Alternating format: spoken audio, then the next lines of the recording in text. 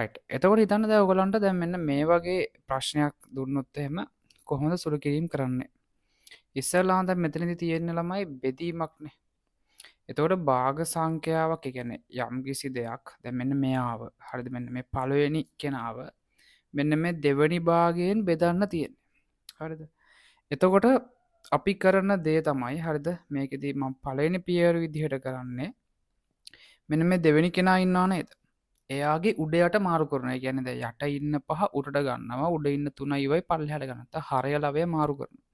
උඩ ඉන්න පහ යට ඉන්න පහ උඩට ගන්නවා. උඩ ඉන්න 3 ඉවයි පල්ලෙහාට ගන්නවා. ඊළඟට මං කරන දෙවෙනි පියවර තමයි මේ මැද්දේ තියෙන ලකුණ තියෙන්නේ. බෙදීමක්නේ තියෙන්නේ. ඔය බෙදීම ಗುಣ කිරීමක් කරනවා. ගුණ කිරීමක් කරලා අන්තිමට මෙන්න මේක මෙහෙමම ලියනවා. හරිද? ඒ කියන්නේ පළවෙනි කෙනාව ඔහොමම ලියනවා. රයිට්. රයිට් මොකද්ද මං කරේ? දැන් මේකෙනුත් බලමු අපි. ඉස්සෙල්ලාම කරන්නේ මේ දෙවෙනියට ඉන්න කෙනා ඉන්නවනේ. එයාගේ උඩ යට මාරු කරනවා. එතකොට පල්ලෙහා ඉන්න x මං උඩට ගන්නවා. උඩ ඉන්න 4 වෙයි පල්ලෙහාට දානවා. ඊළඟට මොකද්ද කරන්නේ? මේ මැද්දේ තියෙන ලකුණ මාරු කරනවා. බෙදීමක් විදිහෙන් තියෙනක ಗುಣ කිරීමක් කරනවා. ඊළඟට අර මුලින් හිටිය කෙනා ඉන්නවනේ. එයාව එහෙම්මම ලියා ගන්නවා. හරිද? ඒ කියන්නේ එයාගේ උඩ යට මාරු කරන්නේ එයාව ඔහොමම ලියා ගන්නවා. රයිට්. හරි. ඔන්න ඔය විදිහට කරනවා. ඊට පස්සේ ඉතින් නිකම්ම ගුණ කිරීමක් විදිහට සුළු කරන්න තියෙනවා. ඊට පස්සේ මොකක්ද වෙන්නේ? මෙතනදී x ට x කැපෙනවා. ඉතින් උඩින් ඉතුරු වෙනවා 3. යටින් ඉතුරු වෙනවා 4යි y.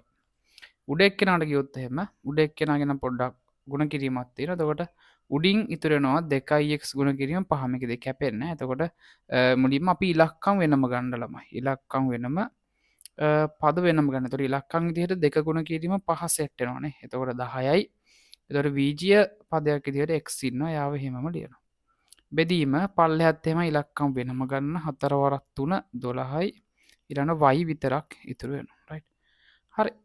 ඔන්න ඔහම ඔයාලට ඕන එකක් ගන්න පුළුවන්. අපි තව එකක් ගමු ඕන නම්. දැන් උදාහරණයක් විදිහට a බෙදීම b. හරිද? ඊට පස්සේ ඔන්න ඔය භාගය බෙදන්න තියෙනවා. මෙන්න මේ භාගය බීජීය භාගය. හරි. මොකද්ද පළවෙනි පියවර? මෙයාගේ උඩ යට මාරු කරන්න. පල්ලෙහා ඉන්න 4 උඩට ගන්න. උඩ ඉන්න ab පල්ලෙහාට දාන්න. ඊළඟට මැද තියෙන බෙදීම ගුණ කිරීමක් කරන්න. ඊළඟට මෙන්න මෙයාව ඔය විදිහටම කිසිම වෙනසක් නැතුව ලියන්න. හරි. එතන මොකක්ද වෙන්නේ? ඒට ඒ කැපෙනවා. ඊළඟට උඩින් ඉතුරු වෙනවා 4 වරක්. දැන් මෙතන කැපුණා කියන්නේ එකේ ඉලක්කම තියෙනවා කියන එක. එතකොට එක් වරක් 4 4යි. පල්ලෙහෙන් b ලා දෙන්නෙක් නේද? b වරක් b කියන්නේ මොකද්ද? b ගේ වර්ගය. හරිද? රයිට්. එතකොට ඔන්නෝම අපිට ගන්න පුළුවන්. හරි. දැන් ඔයගොල්ලන්ගේ අච්චුපිටේ තියෙන ප්‍රශ්න ටික විදිහට උත්සාහ කරන්න විජය භාග වලින් ගන්න පුළුවන් ප්‍රමාණය කරන්න. ඔයගන්ට තව මොනවා හරි අදහස් එහෙම තියෙනවා නම් පල්ලෙහෙන් කමෙන්ට් කරලා දාන්න.